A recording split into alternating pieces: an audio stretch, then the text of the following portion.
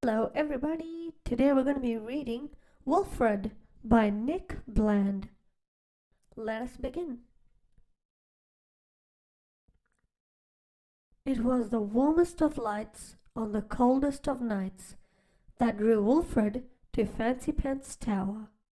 So inviting it was, and so dazzling because it was sucking up everyone's power. Now, Wolfred McFlea was a rider, you see, who was willing to swallow his pride.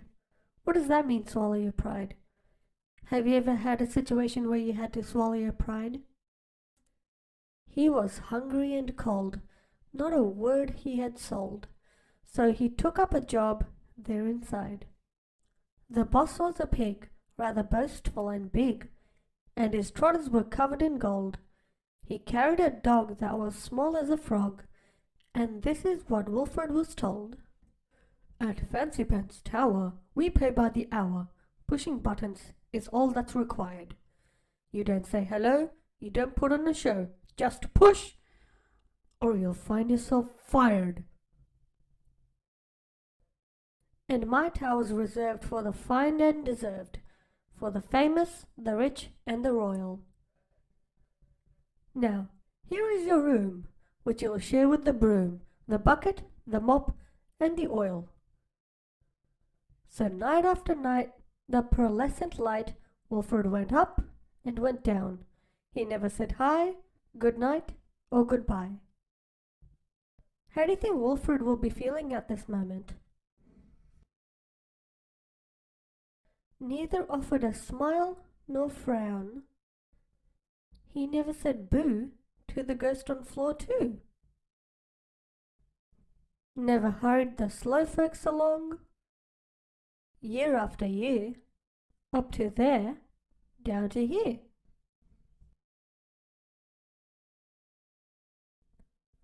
Wolfred never did anything wrong. And after each shift in the Fancy Pants lift, Wolfred made sure it was clean. He took out his pen, some paper, and then... what do you think happens next? He had wrote about all he had seen. He sent stories by air to his friends over there, and they waited each dawn for the gift. He became quite renowned for the things he wrote down about his life in the Fancy Pants lift. Until one windy day when a plane went astray and landed in just the wrong place. Oh dear.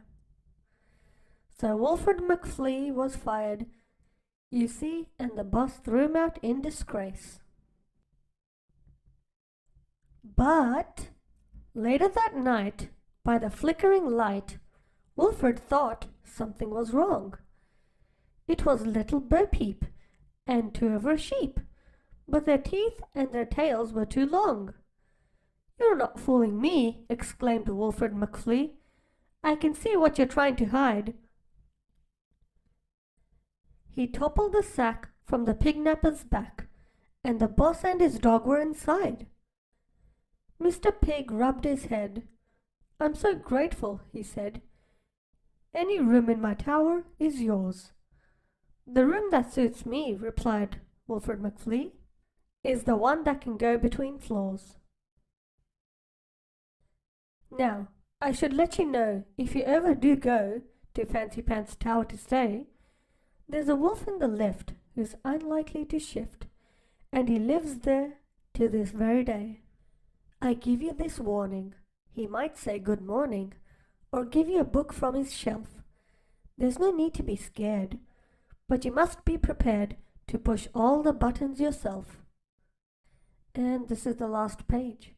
You can see he's made quite some plants in the top floor. What do you think he's doing with those papers?